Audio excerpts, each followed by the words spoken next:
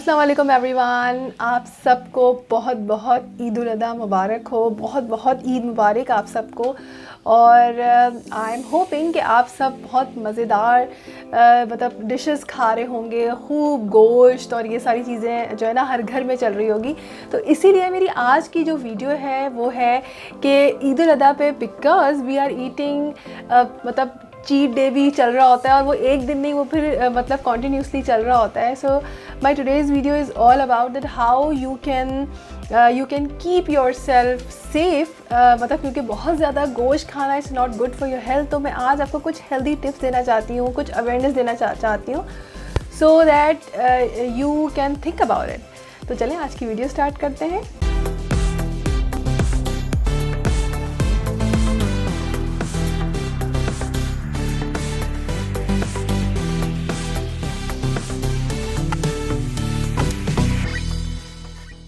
So friends, इस वाली ईद पे जो बड़ी ईद होती है इस पे यूजुअली जो है ना बहुत ज़्यादा लोगों का खाना पीना ज़्यादा ही हो जाता है। एंड ओके, क्योंकि एक फेस्टिवल है और हमारी ईद होती है तो उसमें हम लोग मतलब आना जाना भी होता है, खाना पीना भी होता है। लेकिन वो लोग जिनको अपना वेट कम करना है तो सबसे पहले हम उनकी बात करेंगे। तो what you have to do is, yes आप ज़रूर खाइए। तो सबसे पहले तो मैं बताती चलूँ कि जो रेड मीट होता है, चाहे वो मटन हो या बीफ हो, so it's a high fat plus protein. ठीक है, तो ये एक हाई फैट है और मैं आपको इसलिए ये सारी चीज़ें बता रही ताकि आपके माइंड में रहे। और ये आ जाता है, ये फॉल करता है सैचुरेटेड फैट पे, जो कि बैड फैट कहलाता है अगर हम इसको मेडिकल टर्म में इसको अगर मैं आपको डिस्क्राइब करूँ।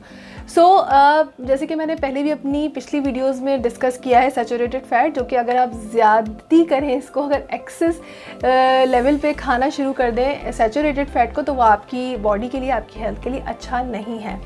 ठीक है, तो अब बात आ जाती है अगर वेट कम करना है तो क्योंकि ये हाई फैट है तो यस आप ज़रूर रेड मीट खाइए। लेकिन अब आ जाता है कि आप किस तरह से इसको खा रहे हैं, किस तरह से इसको पका रहे हैं। तो ये चीज़ें बड़ी मैटर करती हैं।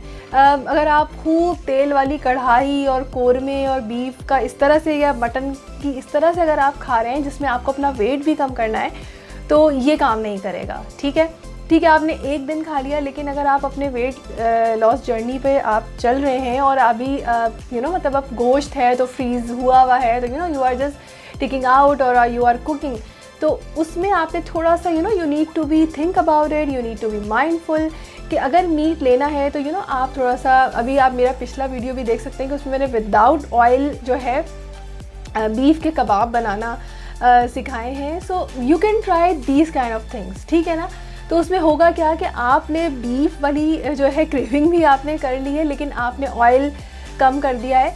तो और या फिर आप इस तरह के कबाब बनाकर, या अगर आपने सिर्फ हल्का सा फ्राई भी किया तो साथ में आपने वेजिटेबल ले ली। लेकिन अगर आप बहुत ज़्यादा ऑयल सालन टाइप चीज़ें खाएंगे तो उससे आपका वेट बढ़ेगा।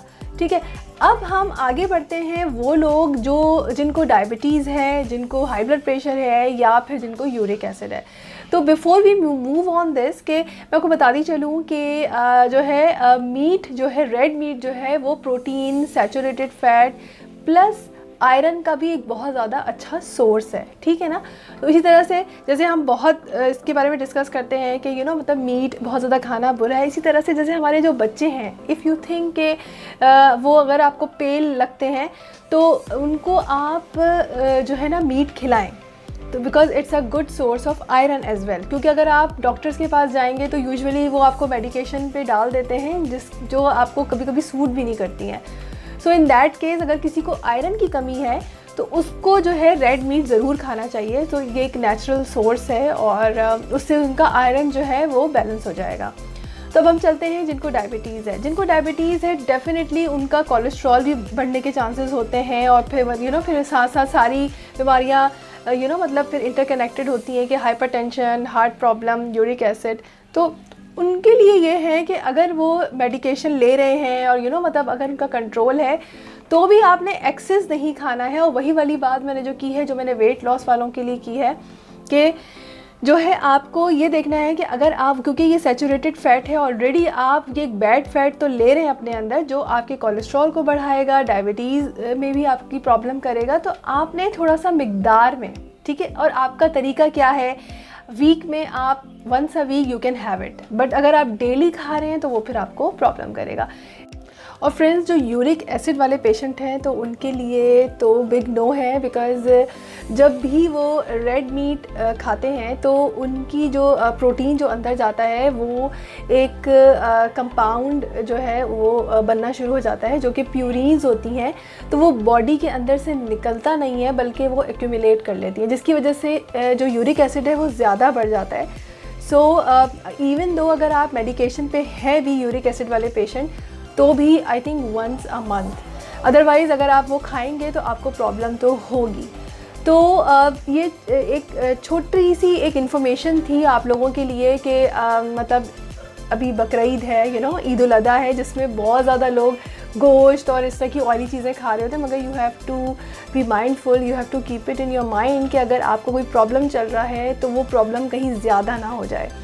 लास्ट में मैं एक छोटी सी एक आपको टिप बताऊंगी कि जो नॉर्मल भी ले सकते हैं, लेकिन अगर किसी को कोई पर्टिकुलरली कोई बीमारी है तो वो जो है डॉक्टर से ज़रूर पूछ ले। ये एक थोड़ा सा देसी टोटका टाइप है कि जैसे अगर आप बहुत ज़्यादा गोश्त खा रहे हैं तो हम सब के लिए, तो what you can do is कि आप 1 टीस्पून सौंफ ले लें और 1 या 2 जो बड़ी इलायची होती है उसके दानों के साथ वो ले लें, और आप जो है दालचीनी, जो सिनेमन स्टिक्स होती हैं 2 छोटी छोटी या 3 वो ले लें। और जो है ना आपने 1 कप पानी खूब अच्छा सा खौलता हुआ जो है ना आपने 1 कप में एक जो है इस तरह से लेना है। 1 टीस्पून आपने सौंफ ले ली, 1 बड़ी इलायची और 2 सिनेमन स्टिक, इसको आपने कप में डाला और उसके ऊपर से आपने डाल दिया एक खौलता हुआ पानी, और आपने उसको ढक के रख देना है फॉर ऑलमोस्ट 15 मिनट्स। और जब आप खाना खा रहे हैं, स्पेशली गोश्त या इस तरह की चीज़ें खा रहे हैं, तो उसके बाद आपने उसको पी लेना है। तो इससे होगा क्या कि आपके डाइजेशन जो प्रॉब्लम्स हैं वो नहीं होंगे।